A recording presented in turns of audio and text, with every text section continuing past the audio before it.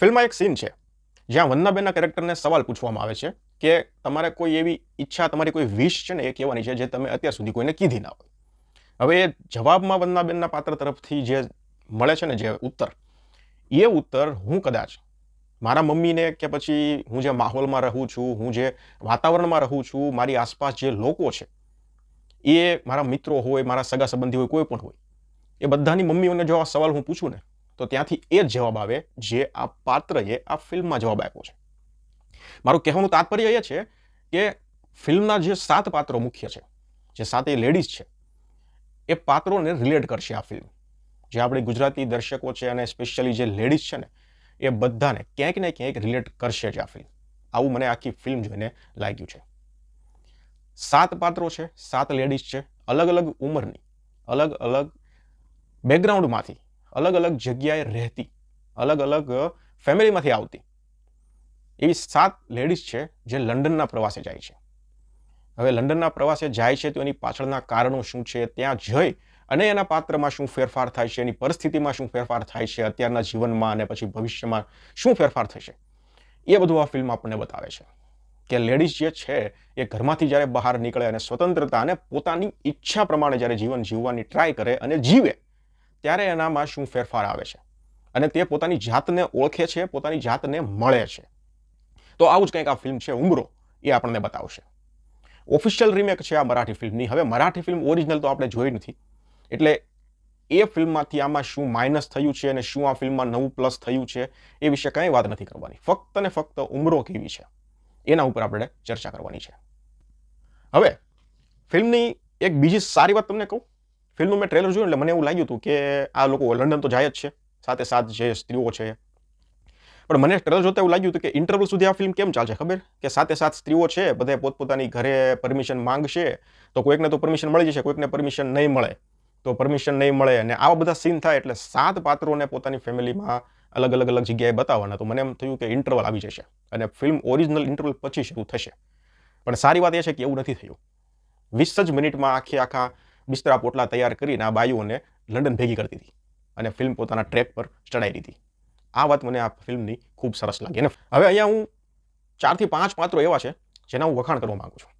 એમાં પહેલું પાત્ર છે સ્મૃતિ શાહનું, એટલે કે વિનીતાબેને જે પાત્ર નિભાવ્યું છે. આ પાત્ર તમને છે ને આ ફિલ્મમાં આખું જોવા મળશે. આખાનો મતલબ મારો એ છે કે ફિલ્મ શરૂઆતમાં આ પાત્ર જે હશે અને ફિલ્મ પૂરી થશે ત્યારે આ પાત્રનું તમે પરિવર્તન જોશો ને, આ એક જ પાત્ર આ રીતે લખાણું છે. હવે એવું પાત્ર છે કે જે સાવ અહીંયાથી લઈ અને અહીંયા સુધી પહોંચાડવાનું છે અને ભરપૂર ઇમોશન છે. એની પાછળના કારણો પણ એવા છે કે એ કારણે એ પાત્રને જે રીતે સ્ક્રીનમાં દેખાડવાનું છે, ડિરેક્ટર સાહેબનું કંઈક એવો ગોલ હશે કે મારે ભાઈ આ ટાઈપનું પાત્ર છે તો મારે આ પાત્રને આ રીતે સ્ક્રીનમાં દેખાડવાનું છે, આ રીતનું મારે કામ જોઈએ છે, કોણ કરશે આવું કામ? તો અહીંયા એ આખી જવાબદારી વિનીતાબેન પર નાખી છે. અને વિનીતાબેને જે કામ કર્યું છે, ગજબ કામ કર્યું છે, ગજબ કામ કર્યું છે. 6 પાત્રમાંથી એકેય પાત્રને અહીંયાથી અહીંયા સુધી દેખાડવાનું કામ નથી કર્યું, પણ આ એક જ પાત્ર એવી રીતે લખાણું છે અને વિનીતાબેને જે ડિરેક્ટર સાહેબ માંગતા હતા ને એ કરીને આપ્યું છે. એવું મને આ પાત્ર જોઈને લાગ્યું. એટલે અહીંયા કાસ્ટિંગ ડિરેક્ટરના પણ વખાણ કરવાના છે અને વિનીતાબેનના પણ વખાણ કરવાના છે. પૂરેપૂરું પાત્ર છે. જે રીતે તમે જોશો ને શરૂઆતમાં, તો જે રીતનું તમને પાત્ર દેખાય છે અને પછી જે રીતે આખું પાત્ર પરિવર્તન થાય છે, એ સફર તમે જોશો ને તો તમને એમ થશે કે ભાઈ સરસ, લખાણું સરસ છે.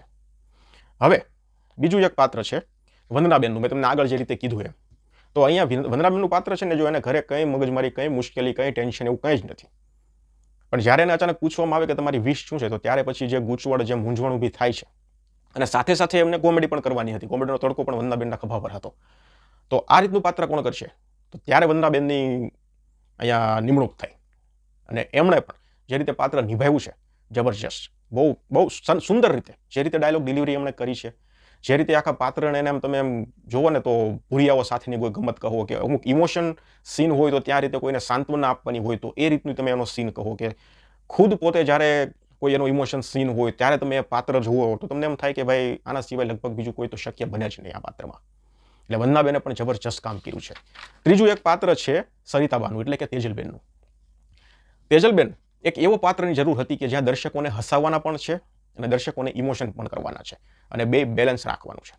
નથી ઇમોશન વધારે કે નથી હસવાનું વધારે, એ પાત્રની જરૂર પડીને ત્યારે નિમણૂક થઈ તેજલબેનની. અને તેજલબેને જે રીતે એકદમ દેશી અને એકદમ ગામઠી ભાષામાં લોકોને મનોરંજન પૂરું પાડ્યું છે. હસાવવામાં તમને છે ને અહીંયા 3 પાત્રો છે એ કામ કરશે. એક તો આ તેજલબેનનું પાત્ર છે, પછી એક સંજયભાઈનું પાત્ર છે અને એક વંદનાબેનનું પાત્ર છે.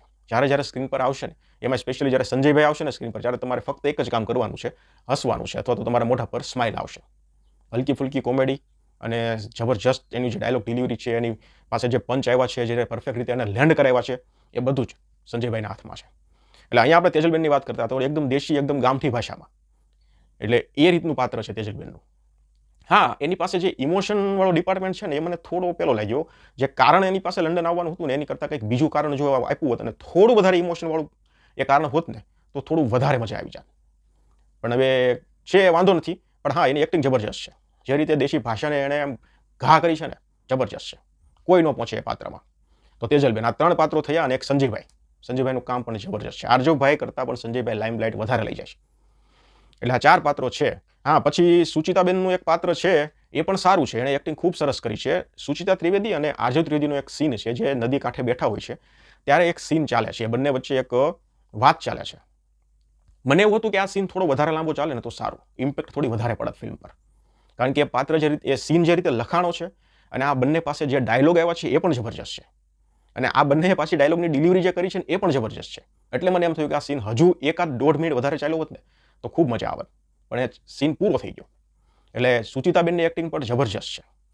એના પછી બીજી વાત કરું તમને, તો તાર્જની અને દીક્ષા, આ બે એક્ટિંગમાં પાછા તો પડતા જ નથી. એક્ટિંગમાં જો કે સાથે ખૂબ સરસ કામ કર્યું છે. હું અહીંયા 6ની વાત કરીશ. કાજલબેનનું કામ મને ઓકે લાગ્યું. બાકીના જે 6 સ્ત્રીઓનું પાત્ર છે ને, એ જબરજસ્ત છે. સંજયભાઈનું કામ પણ જબરજસ્ત છે. આરજવભાઈનું કામ સારું છે, જેટલું મળ્યું એટલું. પણ એનું પાત્ર જે લખાણું છે ને, એ ઓકે છે. તો હવે છે ને વાત એમ છે, જે દારૂવાળા 2 સીન છે, મને પર્સનલી એવું લાગ્યું કે એની જરૂર જ નહોતી. બિલકુલ જરૂર નહોતી. તમારી 2 પાત્ર વચ્ચે કંઈક મગજમારી થઈ છે, કે કંઈક કોનાથી ભૂલ થઈ છે, કે જે કંઈ થયું હોય, માફી માંગવા માટે કે અથવા તો ભૂલ એક્સેપ્ટ કરવા માટે દારૂની જરૂર પડે, આવું મને નથી લાગતું. દારૂ પીધા વગર પણ વ્યક્તિ પોતાની ભૂલ એક્સેપ્ટ કરી શકે છે, અથવા તો માફી માંગી શકે છે સામાવાળા પાસે. પણ દારૂની જરૂર નથી પડતી. તો અહીંયા 2 દારૂના સીન છે, જે બિલકુલ ખોટા હતા. તો મારા મત પ્રમાણે એ બંને સીનોની જરૂર નહોતી. હવે બીજી એક વસ્તુ એમ છે કે સ્મૃતિ શાહનું જે પાત્ર છે ને, એના સિવાય જે બાકીના 6 પાત્રો છે ને, એના એક થોડી ડિટેલની જરૂર હતી. એના કેરેક્ટરમાં થોડી ડિટેલની જરૂર હતી, જે છે નહીં. બાકી બધા કલાકારો હું તમને કહું, જો 7 લેડીઝ, તો બધાની બેક સ્ટોરી તો છે જ. બધાની છે. આમ તો તમે ટૂર ઓપરેટર કહો એની પણ છે, અને આ 7 લેડીઝની પણ છે. એટલે બધાની બેક સ્ટોરીને એકદમ શોર્ટમાં બતાવી દીધી છે ને, આ વાત પાછી ખૂબ સરસ લાગી મને. બેક સ્ટોરી બધાની છે, પણ એ બધાની બેક સ્ટોરી તમને ખબર પણ પડી જાય છે, અને એકદમ શોર્ટમાં બતાવી દીધી છે. એટલે એ વસ્તુ ખૂબ સારી લાગી. મ્યુઝિક સારું છે, ટાઇટલ ગીત છે, એ સાંભળવાની મજા આવે છે. લોકેશન, પ્રોડક્શન ક્વોલિટી જબરજસ્ત છે. લોકેશન લગભગ તમે કહો તો બધા લંડનના જ છે. આઉટડોર શૂટિંગ થયેલું છે. ફિલ્મ જોવાની મજા આવશે. લેડીઝ ગ્રુપમાં ફિલ્મ જોવા જશો ને, તો તમને વધારે કનેક્ટ કરશે. કોઈ પણ ફિલ્મ જોવા જાઓ ને, તમે કોની સાથે ફિલ્મ જોવા જશો ને, એ પણ મેટર કરે છે. આ મારો અનુભવ છે. તમે કોઈ પણ થિયેટરમાં ગમે એ ફિલ્મ જોવા જાઓ, જે મિત્રો સાથે જોવા લાયક ફિલ્મ હોય, તમે બૈરાઓ સાથે જોવા જાઓ, તમારા ગર્લફ્રેન્ડ સાથે જોવા જાઓ, તો એમાં કંઈ જામે નહીં ફિલ્મ જોવાની.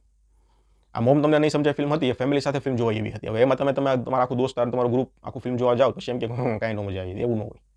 આ ફિલ્મ માટે મને એવું લાગે છે કે લેડીઝનું જે ગ્રુપ હોય ને સોસાયટીમાં, તમારી મિત્ર મંડળી, બધી ઉંમરની હું તો કહું છું, એવું નહીં કે મોટી ઉંમરની જ, બધી ઉંમરની લેડીઝો ભેગી મળીને, કારણ કે આમાં બધી ઉંમરની લેડીઝો છે, એટલે બધા ક્યાંક ને ક્યાંક પોતાની કહાનીઓ આમાં ગોત છે. એટલે લેડીઝ વાળો જે વર્ગ છે, એ જોવા જશો તો ફિલ્મ જોવાની તમને વધારે મજા આવશે. બાકી તો ફૂલ ફેમિલી ફિલ્મ છે, ફેમિલીમાં જોવા એવી ફિલ્મ છે. તમે જોઈ લીધી હોય ઓલરેડી, તો મને કહેજો કે આ ફિલ્મ તમને કેવી લાગી. ધન્યવાદ.